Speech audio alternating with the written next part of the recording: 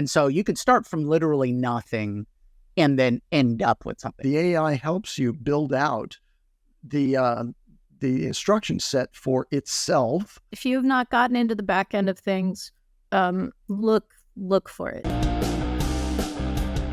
Good morning, everyone. You are listening to the Daily AI Show live on LinkedIn and YouTube. It's Monday, August 5th, and we're launching into August as the public markets crash around the world. We're thinking about how can we find solace with AI? Well, you can talk to AI. It's empathetic. You can ask it to do almost anything to support you through this difficult period.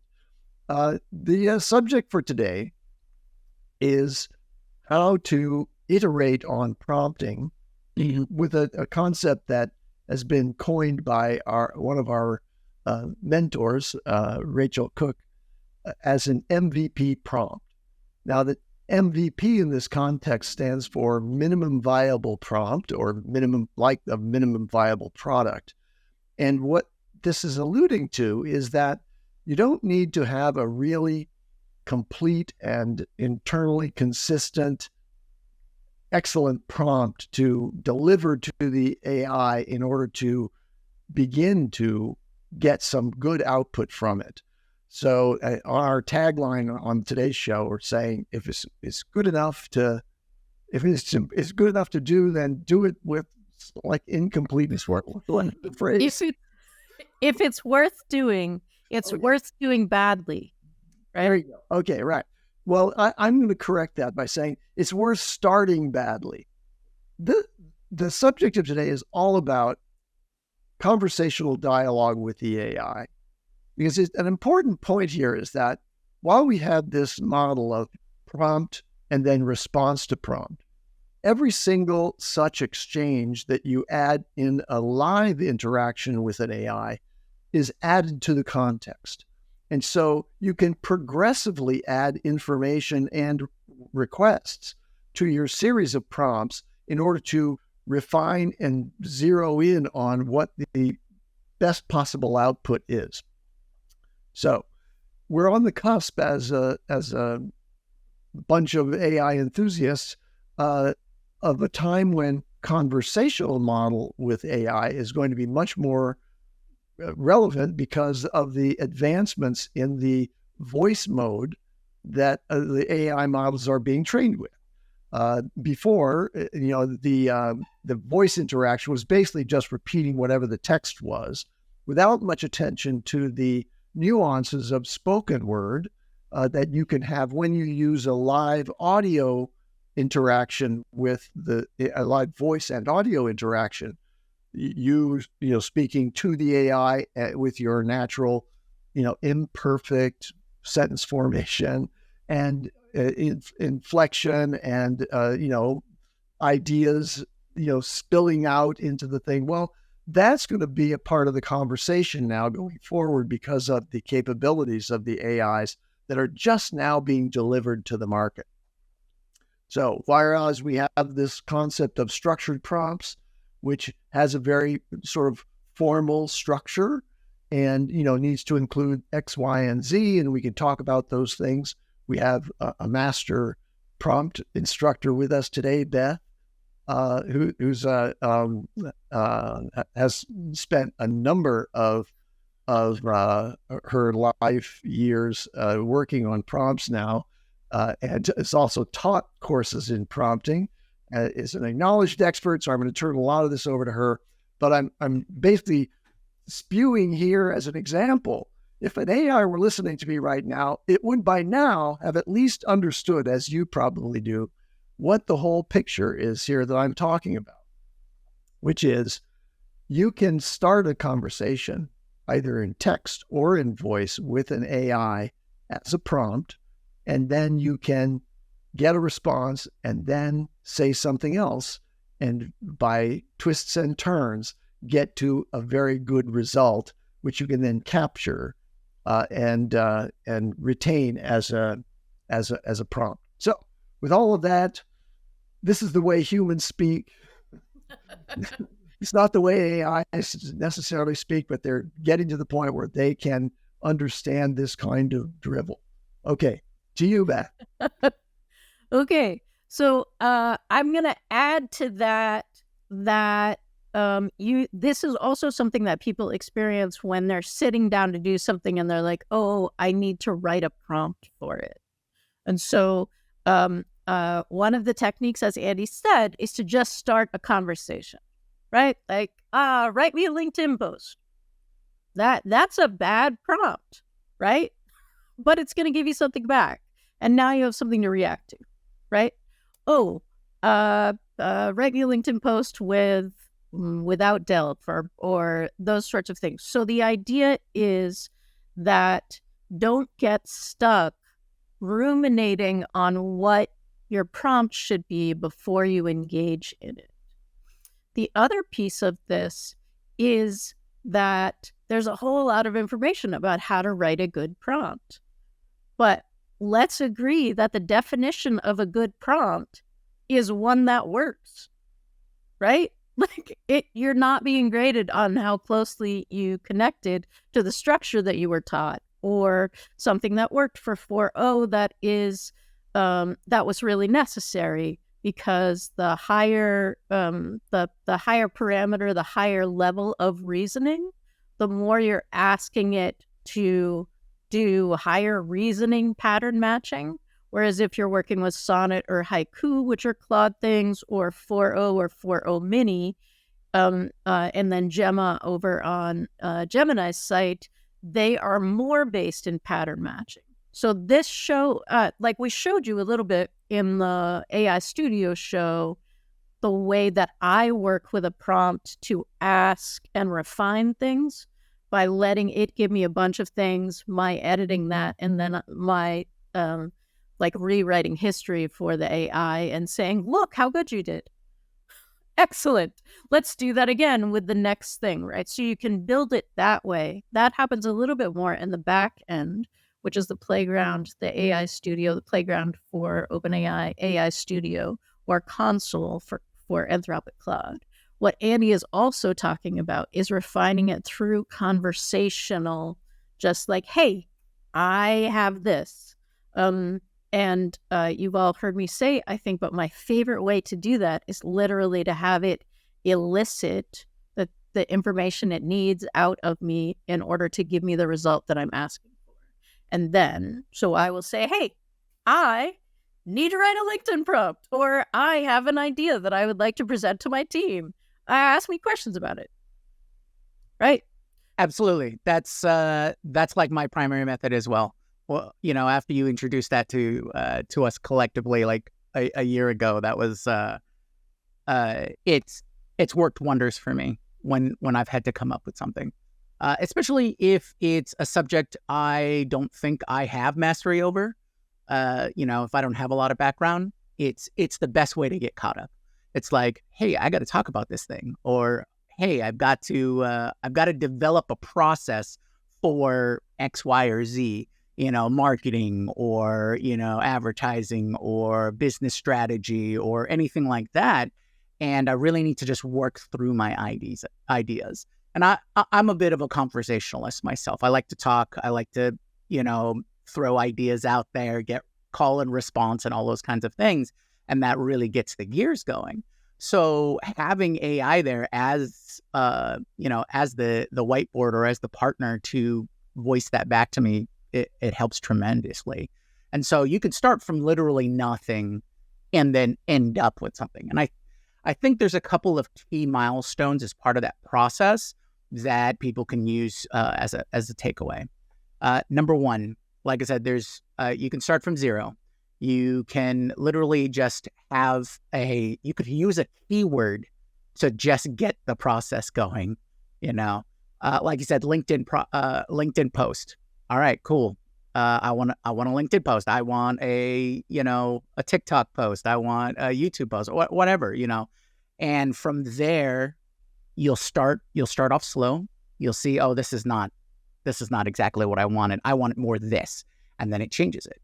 And then it's like, oh, I want to go in a different direction. Okay, then it adds more to that. It's like, oh, I need it to sound more it has to have this kind of tone, this kind of voice.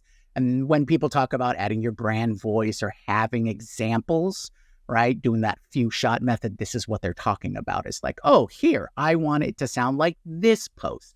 I need it to sound like, like this article. This is the voice from the text that you're working with. And once you get to the final result, then you just ask it, what is the prompt that's going to get this kind of result back? And then it'll tell you what it needs to know to get that. And then you practice with that prompt. Now you have a fleshed out prompt to ask it so that you get back to that end result. And of course, it'll need some more iterations working on it and whatnot to finally get it to where you need it to be. But once you go through that process, then you have your MVP. That's what you can use. And as long as that can consistently get the output that you want, then you're good to go, I think. Yeah, I think that I really like those ideas that you guys put out there. And one of them, the one you offered, Beth, which is to in effect, have the AI interview you about what it is that you're looking for, which is very capable of doing. That's not very natural for me because I've kind of built my life and career around being good at instructing people on what it is that they need to do next, right? And so my approach has always been to try to write the magnum opus, not the MVP, but like build the whole thing out. And I've been accused rightly of being way too verbose in emails, et cetera. Like people are like, no, just give us the bullet points here. I don't want to have all the flowery language. Well, but that's really, really important to understand when you're interacting with an AI is that it not only can it explore for you what it is that, by just asking you questions with a simple prompt as Beth described, but then as Jyunmi's pointing out, once you've had this dialogue with the AI, it's retained all of that. And now you can say at the very end, okay, write me a prompt that is optimized to get this final result as if this was the original prompt. Like we're not building a document in the course of the dialogue. We're just having an exchange. But now we want a final document that's going to be saved by you as the human and made available for repeat use. And the structure of that prompt is well within the ken of an AI's intelligence. You're on mute. That's because I'm typing in the chat, and I don't want y'all to hear me type in the chat. Terribly sorry. Come join us so that I can type to you in the chat as well. Now we need to just remind ourselves also that where it seems like you're having a conversation because you are having a whole reasoning kind of thing, the AI is giving you the most probable response back. So when you say, now give me the prompt that will generate this, it's giving you the most probable response to that. Ideally, that is the accurate answer. But the fact that you've asked for an accurate answer doesn't mean that it's giving you the accurate answer. So after you do that, what you want to do is go to a clean new prompt window, put in the prompt that it just wrote for you, and add you or whatever you're asking it to do about the topic, the program that you want written, whatever that is, and see if that functions, right? So I think often what we do when we're doing this process is we're like, oh, phew, right? I got the thing. I just wanted the one thing. I got the one thing. Now I'm asking for the prompt. But you don't actually know that it works until you use it the second time, not being influenced by the conversation context that just happened. Testing. Yeah. Yeah, absolutely. You got to test it in different environments. I also find that it's helpful to test in different models as well, because not all prompts are going to work exactly the same, within the same model, let alone the other models. But being able to test across models to get the kind of result that you want, if you can find a prompt that's going to either at least direct you into the way that you're a path that you want to go, one model might be better than the other. Like, everyone on the show loves Claude 3.5 Sonnet, because it gives a much deeper or rich response, especially on creative writing and those kinds of things. Now, I think it's worth pointing out the basis of the show is the MVP prompt, right? I think Rachel's tweet was essentially said, just start. Don't worry about being perfect. That's the essential bit of the tweet. But I think it's also important to identify whether there was any prompts, and this is a question for both of you. If you've had any experiences where you've just come up with a prompt and it was good to go and you never had to tweak it. Now, me personally, I've had to tweak it every single time. I think these prompts get more elaborate for the kind of response that I'm going for, I don't think I've gotten it right off the bat, and it's given me something that I think or thought was, oh, this is perfect. I don't need anything. I don't need any more. And so I'm just wondering from the both of you, have you had that same experience, or have you knocked it out of the park with that initial prompt that you created? So I have prompts that I go back to, but there is an additional step that I do that's sort of similar to what Andy was talking about, which is I like to be able to give it a template within the prompt to fill in. So once I get like, hey, I like this as a description of a product. Let's analyze that. Let's go back and forth. What are you as AI seeing? What could I ask for? Then like, okay, so now I've written my sense of the product description. Compare them and critique them so that I know like what it's seeing from the one that I'd like to get close to. But then after that process, I work with AI to give me like, okay, so that first sentence, which I put in little squiggly brackets, single squiggly brackets, that first sentence is a hook, right? This is the hook to grab the user's attention. So it's a provocative statement. So then provocative statement about product is what I put there. And I go through that. And it may be like provocative statement about product or provocative question about user's experience, provocative statement about product, and then 2 sentences, right? Like still in the squiggly brackets, 2 sentences that blah, blah, blah, blah, blah.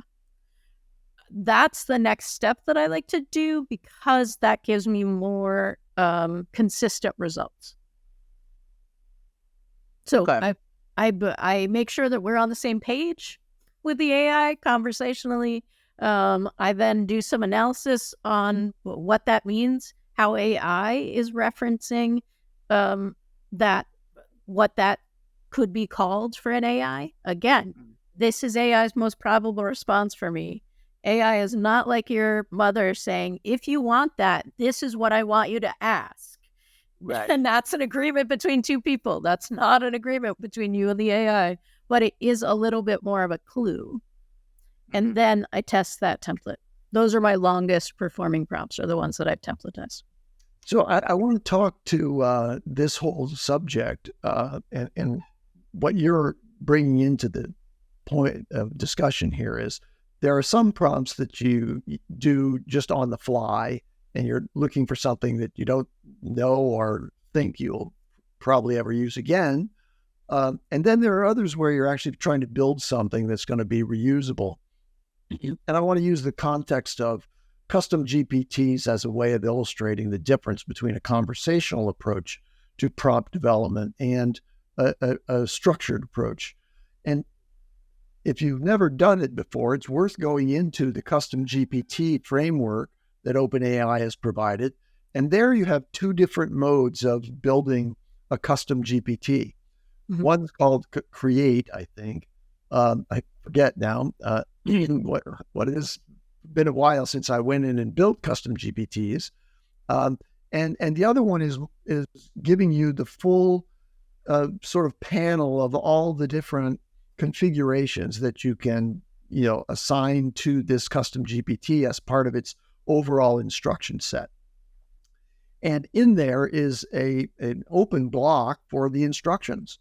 And that's where you can build out very carefully in a detailed and formal format the instructions in a structured way. But by contrast, you can use this MVP approach in the other one that's been offered from way back when.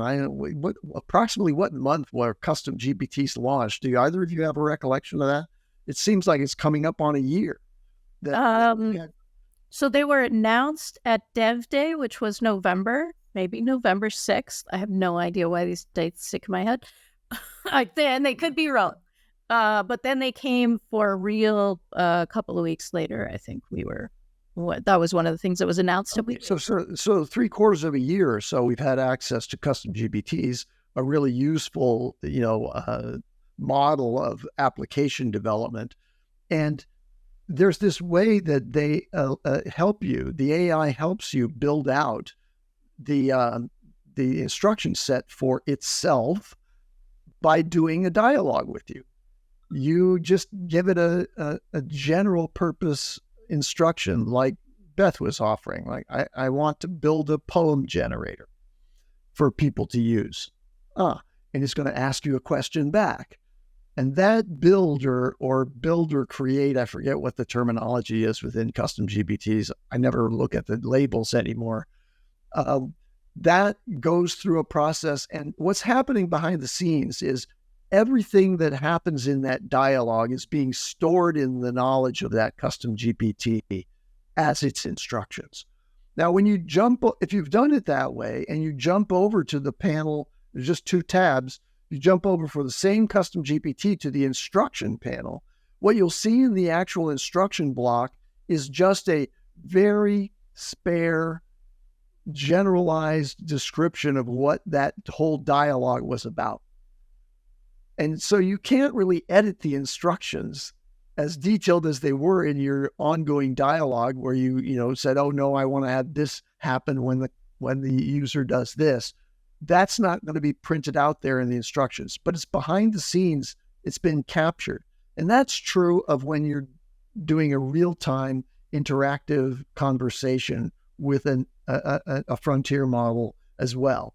But you can also capture this process of conversational exploration to get to what it is that you want to have done in a custom GPT in a way that that's all saved and kept in that custom GPT. It's true. Yeah. Well, I was just gonna pose a quick question for anyone who hasn't been really following along.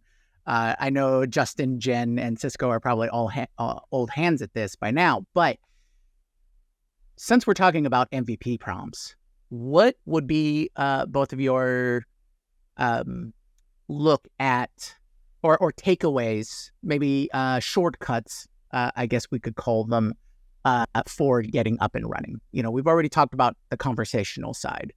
For me, and this kind of goes to what you were saying, Beth, I like to have the template or framework. So if you've heard of that terminology, a framework is essentially a template that you can apply your information to, right? The act as, you are, here's the context, here are your examples. So another correlation for terminology is few shot. That's just talking about examples, right? So having a few examples, 3 to 5 examples, and that usually seems to work for most of the foundational models out there. And then just working or building on from that point. Do you folks have some key tricks or tips, I guess, that were like, oh, if you're just starting out, if you just use these 2 things, you will shortcut a lot of the learning curve? So I'm going to do 2 tips. One is, if you have not gotten into the back end of things, look look for it. You can interact with Gemini's AI Studio with a Gmail address, or a Google address, right? Gmail address, and for free most of the time, right? So unless you're asking a ton of stuff, the free plan is fine for that. So that's one place to do it. You're not like normal people. Sorry, like non-dev people. Let's say it that way. If you're not a developer making something that you want a ton of people to use, the free levels or the cost of interacting with what is essentially their API, you just have a sandbox or a user interface to be able to do that if you're not someone who can code something that for yourself that would let you interact with the API. So Google Gemini is free in that context, and they have a docs link that tells you what they think you should do for prompting. Those are really good options. Claude Anthropic has a cookbook, and OpenAI may also have a cookbook. That's a dev term, which basically means this is what we found worked, right? These are some examples of that. The second thing is even more delightful, which is the backend of Claude, console.claude.ai. Pretty sure that's the thing. It has a write a prompt for me. And the prompt that Claude writes is actually pretty good for the other ones too. Cisco asked about using hashtags and sections. What sections really does for the AI is say, okay, so this under here is either I'd put hashtag space, which would be the equivalent of my top heading. This is heading 1. This is the most important thing, right? And then if you do 2 hashtags with a space, now that's heading 2, right? So it's not quite as important. It's a subset of heading 1. That's what those do, those hashtags do. Anthropic and Claude prefer you do it in what are called XML tags, which define a container. So this container is instructions. Got a greater than symbol and a less than symbol on either side, right? So then inside it says instructions. And then you give your instructions. And at the end of that, when you feel like that's done, you put a backslash, a forward slash, this slash.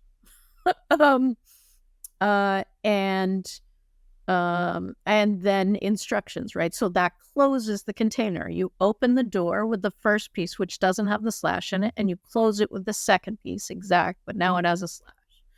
Those are really helpful in defining for AI, which is a tech, right? It's trained on human conversation, but it's actually trained on human writing. Now it's being trained on human conversation. These are helpful containers. And it's also trained on code. So one of the underlying capabilities of the AI is to understand the sort of rigid structural annotation of code languages, many code languages. So using XML tags or using the markdown method is basically speaking its own language in some respects. So it's useful. Now, I'm going to respond to Jyunmi's question about, structures and formats that are, these methods, shall we say, that have acronyms. And it seemed like in the course of 2023 and early 2024, everybody who was an AI influencer out there and working in prompt engineering offered their own acronym and they wanted to trademark that for the structure that you needed. Now, I'm going to sort of distill it as I've distilled it in my own mind to what the main elements of that are.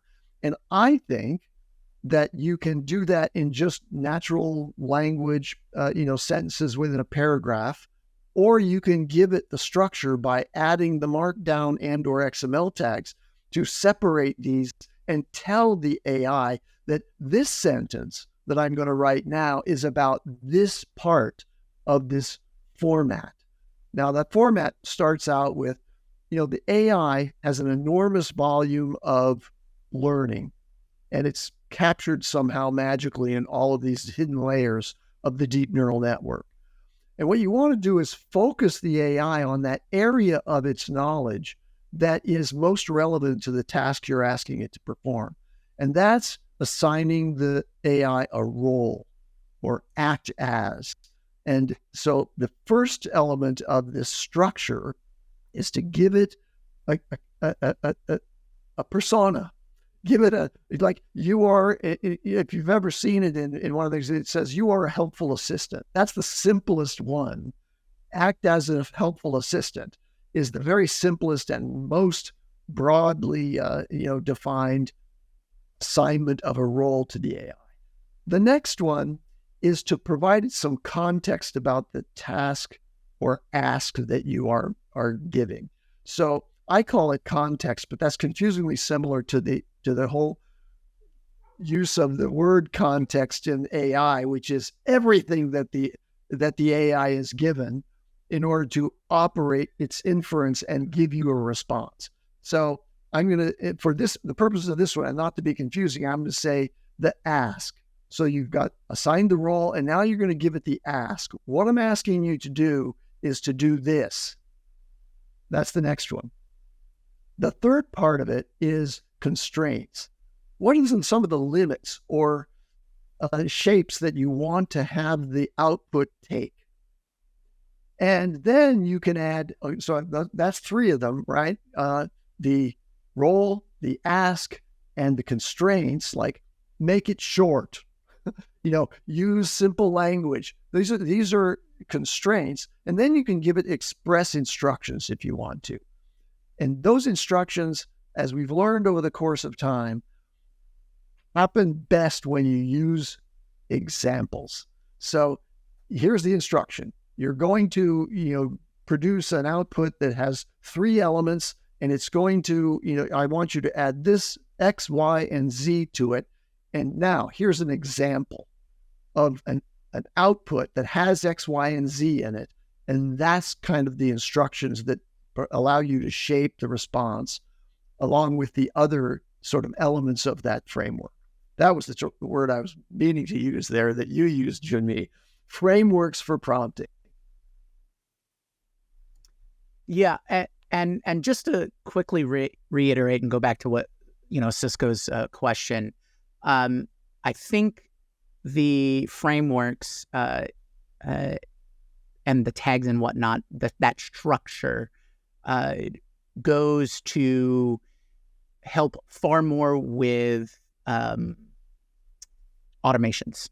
So prompting instructions where you're trying to recreate the same kinds of results consistently, the frameworks and the markdown and the hashtags and or the HTML tags and things like that.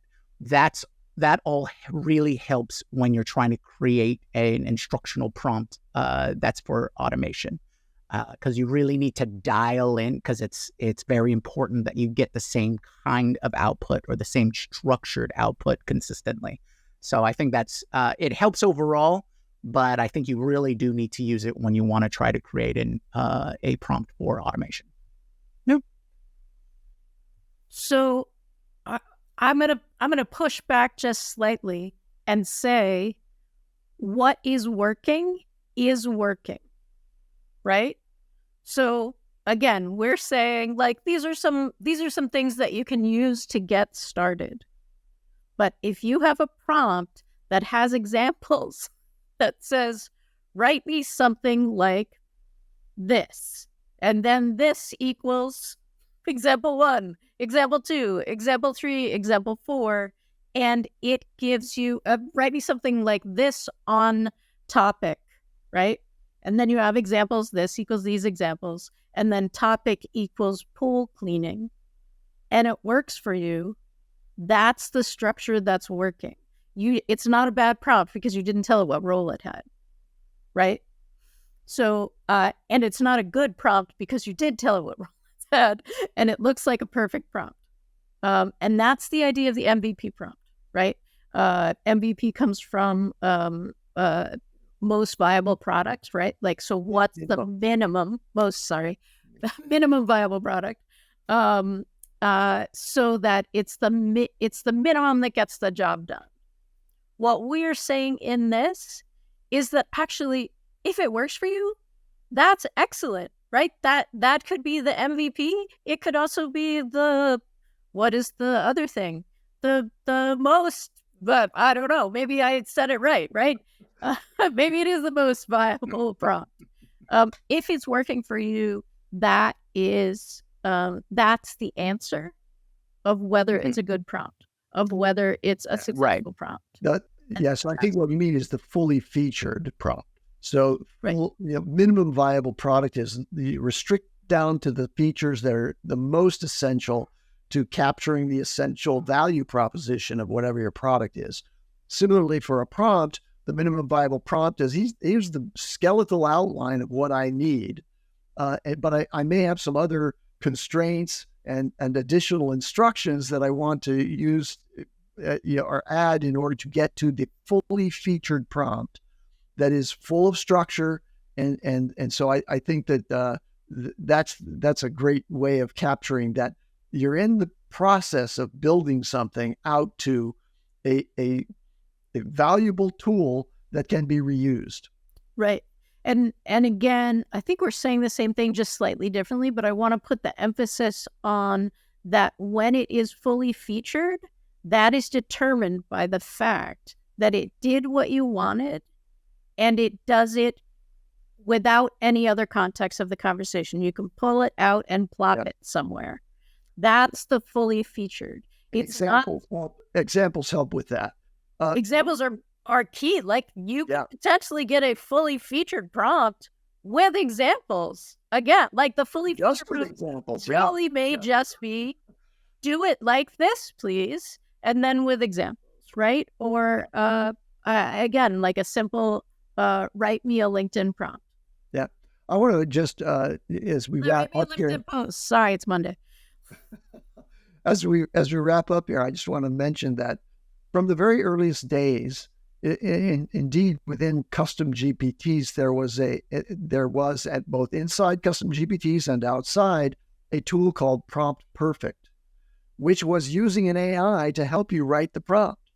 So you don't really need to learn all these things. And Claude has added this, build a prompt kind of feature function set. So use the AI, and that's what the conversational dialogue is doing.